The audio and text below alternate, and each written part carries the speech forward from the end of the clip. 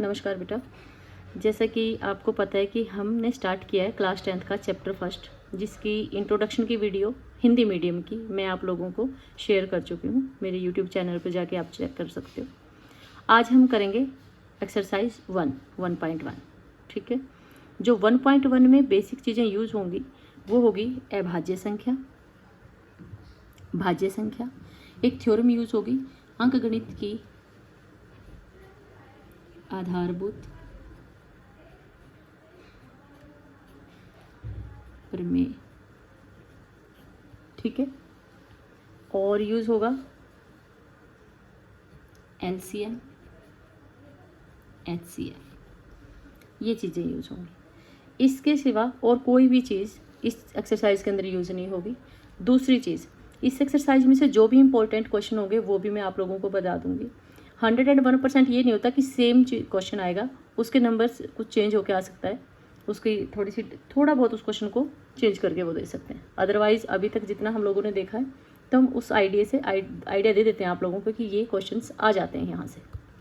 चलो, अभाज्य संख्या क्या होती है पहले मैं इनको डिस्कस कर देती हूँ फटाफट से, ताकि आप लोगों का क्या हो कि कॉन्सेप्ट क्लियर हो जाए।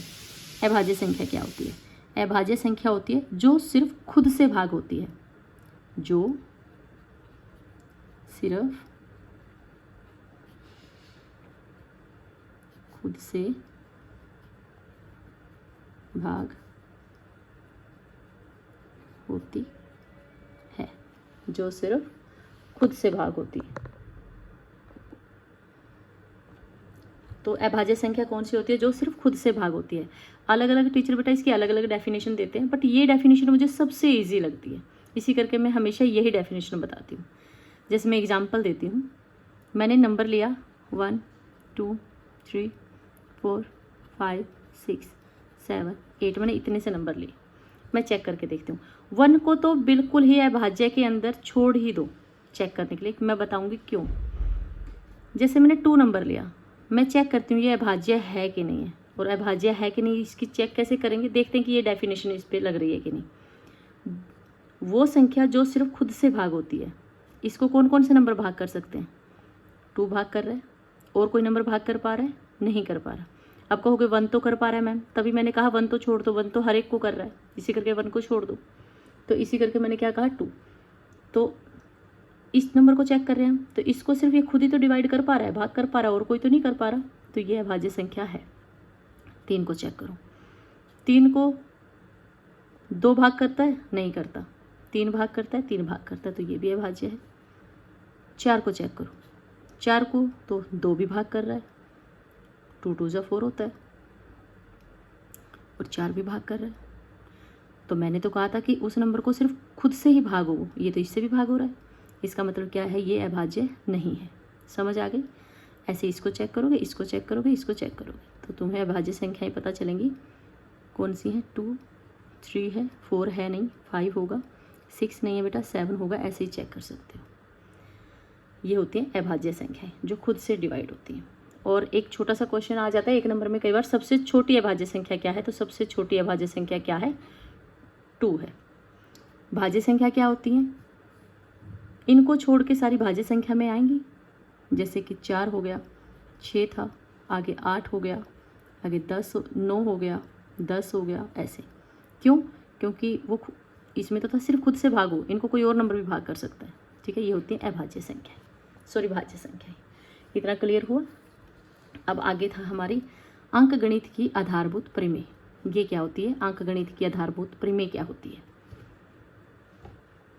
आपकी बुक के अंदर है ये थ्योरम, जो आपके पेज नंबर 4 पे है। आपके किस पे है? पेज नंबर 4 पे है, और ये लिख रखी प्रमेय, अंकगणित की आधारभूत प्रमेय क्या होती है? प्रत्येक भाज्य संख्या को अभाज्य संख्याओं के गुणनफल के रूप में लिखा जा सकता है। यही है।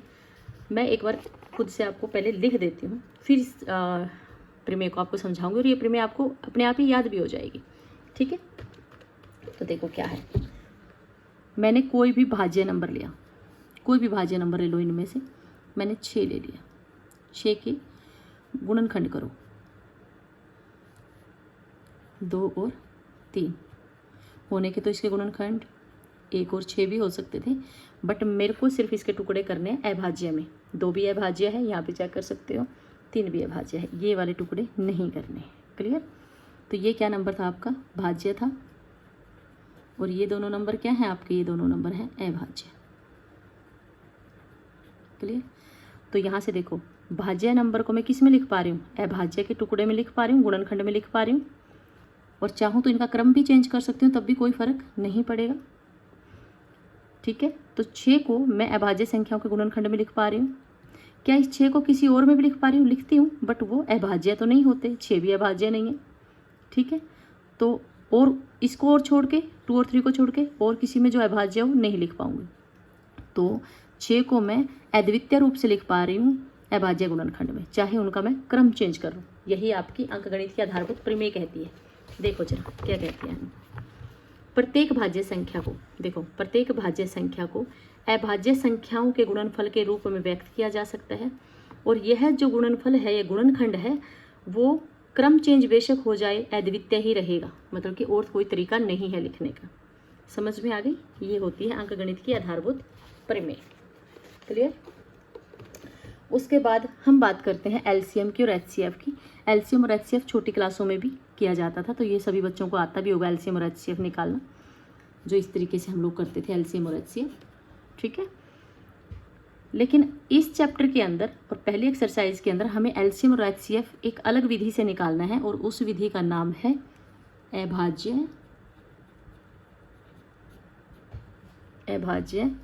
गुणनखंड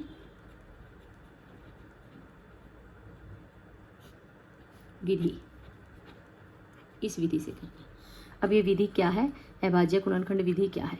अभाज्य वर्ड से ही समझ गया, संख्याएं सिर्फ अभाज्य यूज होंगी। जैसे कि मैं एक एग्जांपल ले लेती हूँ। मैंने लिया 6 और 20। मैंने क्या लिया? 6 और 20 लिया। 6 और 20 लिया, तो 6 और 20 के अंदर उसने कहा है 6 और 20 का एलसीएम निकालो और एचसीएफ निकालो, और अभाज्य गुणनखंड विधि से निकालना है। किससे? अभाज्य गुणनखंड विधि से। अभाज्य गुणनखंड विधि क्या होती है बेटा?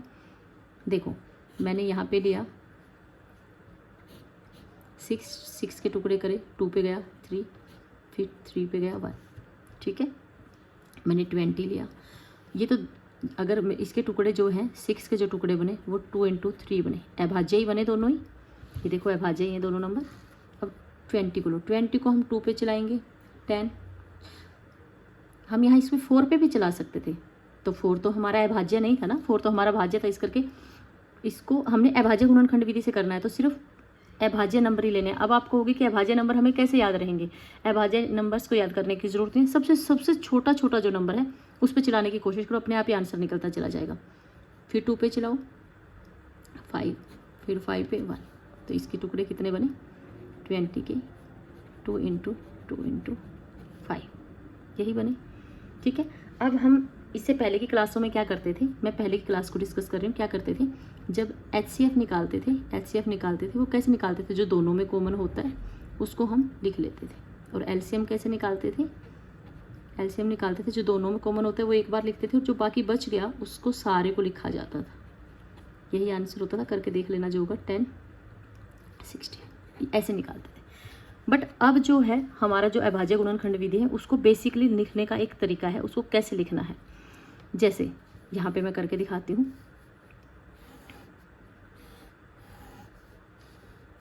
ठीक है? 6 और 20 था जो 6 के टुकड़े क्या बने थे? 2 और 3 लिख लो। 6 के क्या बने थे? 2 और 3। इनकी पावर कितनी थी? 1 1 ही थी। जब किसी की कोई पावर दिखती नहीं है तो 1 1 ही होती है। फिर 20 लेते हैं। 20 की कितनी थी? 2 2 बार लिखा गया, इसको ऐसे लिख सकते हैं। ठीक है? और 5 एक ही बार है। लिखना ऐसे ही है। ये जो काम करना है आप रफ में करके देख सकते हो ये काम। ठीक है? बेसिक फिर आपको ऐसे लिखना है। अभाज्य गुणनखंड विधि को करने का तरीका यही है। अब जब आप क्या निकालो? पहले जो मर्जी निकालो। एचसीएफ निकालते हो, जो दोनों में कॉमन हो वही लिखना है। ठीक है? और कुछ कॉमन है नहीं। अब पावर को चेक करते हैं, ये ध्यान देना। दोनों में कॉमन तो 2 था, यहाँ पर 2 की पावर 1 थी, यहाँ पे 2 की पावर 2 थी। तो कौन सी पावर लिखें? स्मॉलेस्ट पावर लिखनी है हमेशा। एचसीएफ निकालते टाइम स्मॉलेस्ट पावर, छोटी पावर। समझ आ गई? ध्यान रखना इस चीज़ का। अब हम करते हैं एलसीएम। इन्हीं का, इनका ही एलसीएम में पहले जो दोनों में जो कॉमन है उसको लिखो, क्या है 2, और जो बिना कॉमन के बच गए वो भी लिख लो 3 5। अब इसकी पावर क्या लिखें भाई, इसकी पावर इनमें से जो बड़े की पावर है वो लिखी जाएगी। समझ आ गया?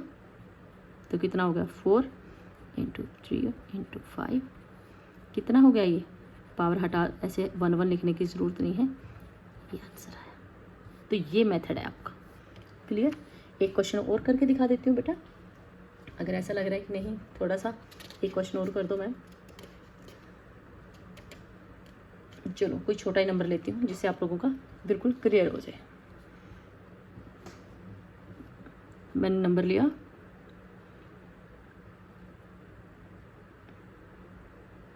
मैं ले लेती हूँ 8 एंड 12। 8 एंड 12 मैंने 2 नंबर ले लिए और मैं इनका निकालना चाहती हूँ गुणनखंड विधि से, अभाज्य गुणनखंड विधि से। अभाज्य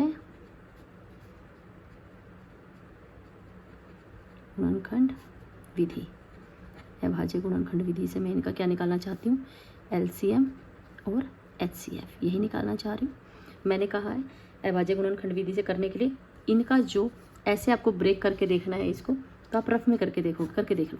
8 को करो एंड 12 को करो, 8 को करो 2 पे चलाओ, मैंने कहा था छोटे नंबर पे चलाओ, अपने आप ही अभाज्य में टूटता चला जाएगा।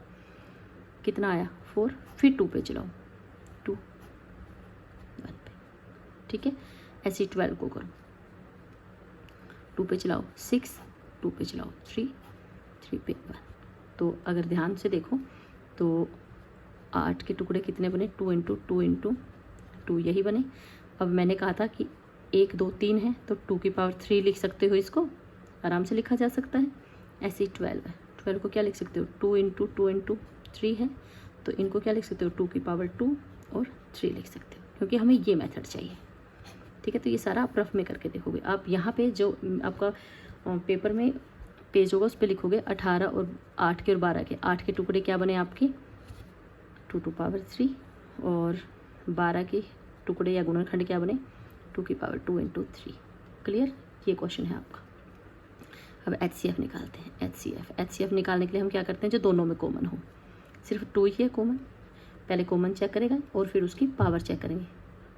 एचसीएफ में स्मॉलेस्ट पावर लेते हैं, कौन सी दोनों में से स्मॉलेस्ट पावर 3 है या 2 है, तो 2 है, तो 2 हो जाए, 2 को हम 2 टाइम लिख के ऐसे 4 ही तो आया आंसर। अब आएंगे एलसीएम पे। जब एलसीएम कर रहे हैं तो जब हम एलसीएम कर रहे हैं तो एलसीएम में भी आपको जो दोनों का कॉमन है वो लोगे और जो बिना कॉमन बच गया वो लोगे 3। अब चेक तो इसकी पावर करनी है, इसकी क्योंकि इसकी तो पावर थी नहीं, तो इसकी पावर तो थी, एक जगह 2 थी एक जगह 3, तो हाईएस्ट पावर बेटा, हाईएस्ट पावर 2 की पावर 3 का मतलब क्या है 2 को 3 टाइम ले 8 हो जाएगा, 8 इंटू 3 इक्वल टू 24। ये तरीका है एलसीएम और एचसीएफ निकालने का अभाज्य गुणनखंड विधि से। एक चीज़ और यूज़ हो रही है इस एक्सरसाइज के अंदर, बाकी आपके फटाफट से क्वेश्चन निकलने स्टार्ट हो जाएंगे। एक चीज़ और यूज़ हो रही है, देखो एक फॉर्मूला यूज़ हो रहा है, एलसीएम गुना में एचसीएफ इज इक्वल टू पहली संख्या गुना में दूसरी संख्या। ये फॉर्मूला आपका यूज़ हो रहा है। ठीक है, जैसे कि मैं पहला ही क्वेश्चन ले लेती हूँ, ये रहा हमारा पहला क्वेश्चन, यही था। इसके अंदर इसका एलसीएम कितना आया था आपका 60, एचसीएफ कितना आया था आपका 2, पहली संख्या क्या थी 6, दूसरी संख्या क्या थी 20। देखो चेक करके सेम आ रहा है 120 और 120। ठीक है, तो फॉर्मूला क्या कहता है एलसीएम और एचसीएफ का, या फिर कई बार ऐसे भी क्वेश्चन आ जाता है कि दोनों संख्याओं और उनके एलसीएम और एचसीएफ में क्या संबंध है, तो क्या संबंध होता है LCM into HCF is equal to पहली संख्या गुना में दूसरी संख्या, ये होता है। या फिर लिखने का तरीका ये होता है, ये मैं समझाया, लिखने का तरीका होता है एलसीएम ऑफ पहली संख्या, आप ऐसे भी लिख सकते हो पहली संख्या या दूसरी, या फिर इनको ए बी भी नाम दे सकते हो, ए और बी, एलसीएम ऑफ ए और बी गुना में HCF of A and B और is equal to A and B, यही चीज़ तो है ये। ठीक है, ये फॉर्मूला है, ये 1 नंबर में क्वेश्चन भी आ जाता है। ठीक है, मोस्ट इम्पॉर्टेंट है ये। ठीक है, समझ में आ गया। अब जो क्लियर? मुझे लग रहा है यहाँ तक जितना भी क्लियर करने की चीज़ें थी मैं क्लियर कर चुकी हूँ। कुछ भी आप लोगों को लगता है कि आपको समझ नहीं आया है, आप मुझे वो मैसेज कर सकते हैं। उसके बाद है, अब इससे रिलेटेड मैं कोई क्वेश्चन आपको करके दिखाती हूँ जो सेम ऐसा ही क्वेश्चन होगा। देखिए आपकी एक्सरसाइज पे आ जाइए। आपकी एक्सरसाइज का जो 1.1 एक्सरसाइज है, 1.1 एक्सरसाइज, इसका सेकंड क्वेश्चन है ऐसा ही। उसने कहा है नीचे पूर्णांक दिए गए हैं, उसमें से एचसीएफ और एलसीएम ज्ञात करो और जांच करो कि दोनों संख्याओं का गुणनफल एचसीएफ गुणा एलसीएम के बराबर है कि नहीं। कहने का मतलब वो क्या कह रहा है कि नीचे क्वेश्चंस दिए गए हैं, जैसे कि आपको 26 और 91 एक क्वेश्चन दिया गया है। वो कह रहा है इसका एलसीएम और एचसीएफ निकालो अभाज्य गुणनखंड विधि से ही, चाहे वो लिखे चाहे नहीं, आपको अभाज्य गुणनखंड विधि से ही निकालना है। उसके बाद क्या है, उसके बाद आपको चेक करना है कि क्या इस फॉर्मूले में वो फुलफिल हो रहा है, क्या ये फॉर्मूले के अंदर फिट बैठ रहा है कि नहीं है। समझ आया? ये वाली चीज़ है। चलो इस क्वेश्चन को हम करके देखते हैं। ठीक है, तो मैं करवा रही हूँ आपकी एक्सरसाइज का क्वेश्चन नंबर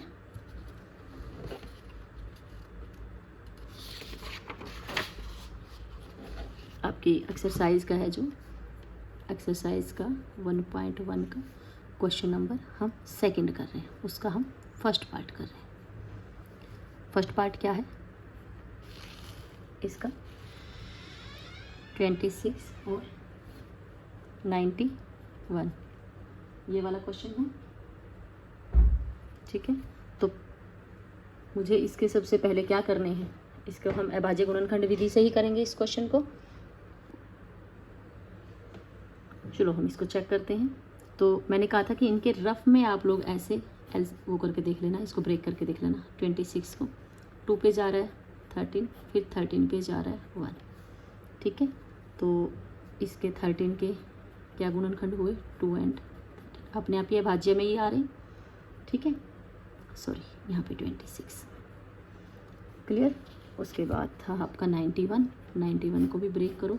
2 पे नहीं जाएगा, 3 पे नहीं जाएगा, 4 पे नहीं जाएगा, तो आप करके देख लेना। ये 7 पे जाएगा, 7 को 13 और 13 का 1, तो आपके 91 के जो टुकड़े बने 7 × 13 ये बने। इनकी पावर एक ही है।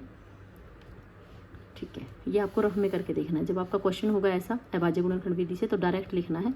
26 को आप क्या लिख सकते हो? 2 की पावर 1 × 13 की पावर 1। और 91 को क्या लिख सकते हो? 7 × 13। अब हम यहाँ पे क्या कर रहे हैं, यहाँ पे हम एलसीएम निकाल रहे हैं, सॉरी एचसीएफ निकाल रहे हैं। एचसीएफ में हम क्या करते हैं, जो दोनों में कॉमन होता है। क्या कॉमन है यहाँ पे? 13। उसके बाद पावर भी चेक करेंगे, छोटी पावर ली जाती है, बट इसकी भी 1 है, इसकी भी 1 है, तो छोटी पावर कुछ है नहीं, 1 ही है, तो 1 ही ले लोगे। तो हो गया 13। अब एलसीएम करते हैं। एलसीएम जो दोनों में कॉमन होता है पहले वो लिखा जाता है, फिर उसके बाद जो कॉमन नहीं है, जो बच गए, वो लिखे जाते हैं। और जो अब आपका ये कॉमन था, इसमें से पावर देखी जाती है जो बड़ी पावर हो। बड़ी छोटी इसमें कुछ है ही नहीं, 1 ही है, तो 1 ही पावर ले ली। तो ये आ गया 13 × 2 × में 7। ठीक है, या मल्टीप्लाई करके देख लो कितना बन रहा है आपका मल्टीप्लाई। कितनी हो गई है मल्टीप्लाई?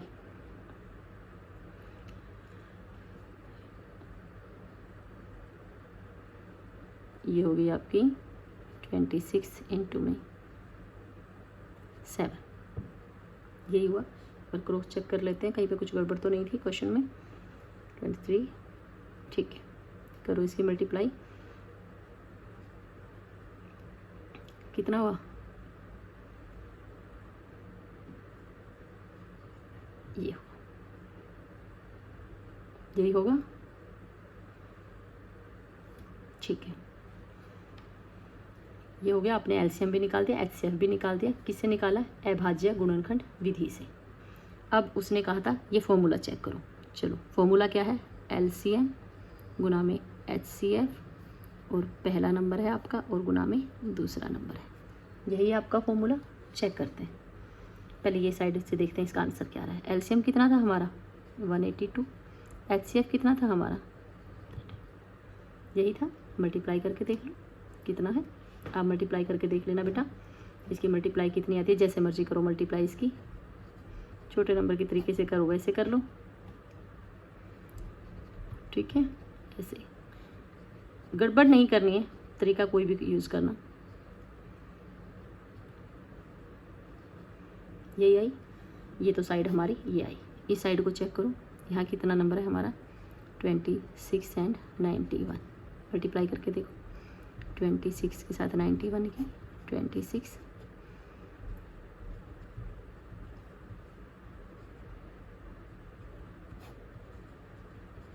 देखो सेम आ रही है, इसका और इसका आपका आंसर सेम आ रहा है। तो क्लियर, ये ऐसे गुना करके नहीं दिखाना है, तो आप जब ये चेक करोगे डायरेक्ट आपको ये लिखना है, और इसका जो आंसर आया ये, और इसका और ये आंसर आया ये। क्लियर, मैंने इसका पहला क्वेश्चन कर दिया है, फर्स्ट पार्ट कर दिया है। ठीक है, अभी इस वीडियो में आप इतना ही देख लो ताकि एकदम से आपके ऊपर लोड नहीं हो। इसका सेकंड पार्ट और थर्ड पार्ट जो क्वेश्चंस का है वो हम अगले नेक्स्ट वीडियो में देखेंगे।